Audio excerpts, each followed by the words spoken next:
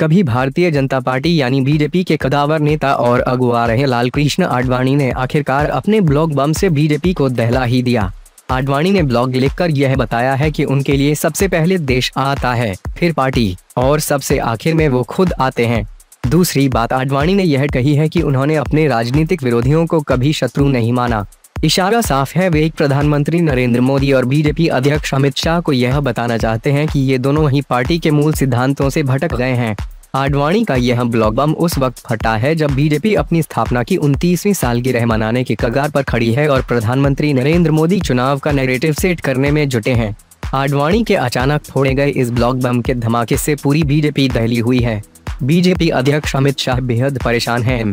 प्रधानमंत्री नरेंद्र मोदी हैरान हैं। उन्हें इस बात का अंदाजा तक नहीं था कि टिकट काटकर घर बैठा दिए गए मार्गदर्शक मंडल के अध्यक्ष उन्हें चुनावी जंग के ऐसे मोड़ पर सही रास्ता दिखाने का दुस्साहस करेंगे। पार्टी के तमाम बड़े नेताओं को मानव सांप सूंघ गया है, किसी का मुंह नहीं खुल रहा। देर से ही सही आडवाणी ने यह दुस्साहस कर दिखाया और यह साबित कर दिया कि लोहे को कितना ही जंग लग जाए, लोहा आखिर लोहा ही होता है। आडवाणी भारतीय राजनीति के स्वघोषित लौह पुरुष माने जाते हैं। यह है आडवाणी का ब्लॉग बम। लालकृष्ण आडवाणी ने अपने ब्लॉग पर लिखा कि सबसे पहले उनके लिए देश है, उसके बाद पार्टी और फिर अंत में मैं हूं।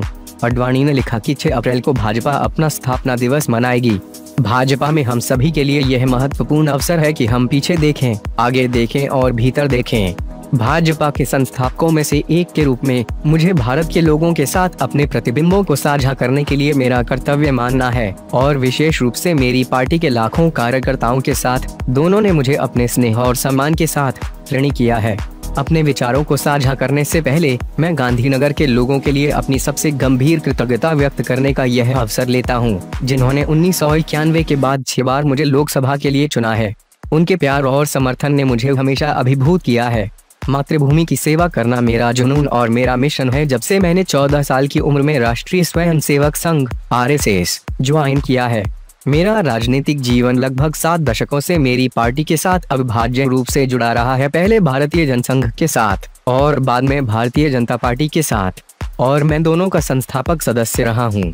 पंडित दीनदयाल उपाध्याय, श्री अटल बिहारी वाजपेयी और कई अन्य महान प्रेरणादायक और स्वयं से कम नेताओं जैसे दिग्गजों के साथ मिलकर काम करना मेरा दुर्लभ सौभाग्य रहा है।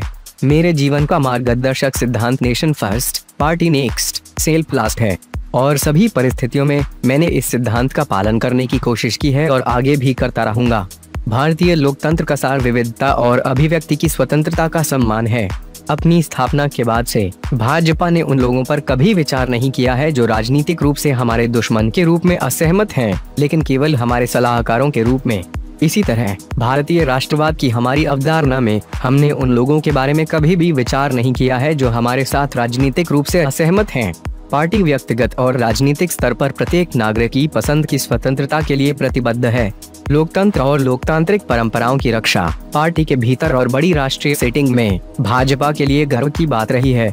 इसलिए भाजपा हमेशा मीडिया सहित हमारे सभी लोकतांत्रिक संस्थानों की स्वतंत्रता, अखंडता, निष्पक्षता और मजबूती की मांग करने में सबसे आगे रही है। चुनावी सुधार, राजनीतिक और चुनावी फंडिंग में पारदर्शिता पर विशेष ध्यान देने के साथ जो भ्रष्टाचार मुक्त राजनीति के लिए बहुत आवश्यक है, हमारी पार्टी के लिए एक और प्राथमिकता रही है। संक्षेप में सत्य, राष्ट्रनिष्ठा, राष्ट्र के प्रति समर्पण और लोकतंत्र पार्टी के भीतर और बाहर दोनों ने मेरी पार्टी के संघर्ष से भरे विकास को निर्देशित किया। इन सभी मूल्यों के कुल योग का संस्कृत में गठन होता है राष्ट्रवाद, सांस्कृतिक राष्ट्रवाद और सुराज सुशासन, जिससे मेरी पार्टी हमेशा डटी रही। उपरोक्त मूल्यों को बनाए रखने के लिए इमरजेंसी शासन के खिलाफ वीरतापूर्ण संघर्ष ठीक था। यह मेरी ईमानदार इच्छा है कि हम सभी को सामूहिक रूप से भारत की लोकतांत्रिक शिक्षा को मजबूत करने का प्रयास करना चाहिए। सच है, चुनाव लोकतंत्र का त्योहार है, लेकिन वे भारतीय लोकतंत्र में सभी हितधारकों, राजनीतिक दलों, जनवरी मीडिया, चुनाव प्रक्रिया का संचालन करने वाले अधिकारियों और सबसे ऊपर मतदाताओं द्वारा ईमानदार आत्मनिरीक्षण के लिए एक अवसर हैं।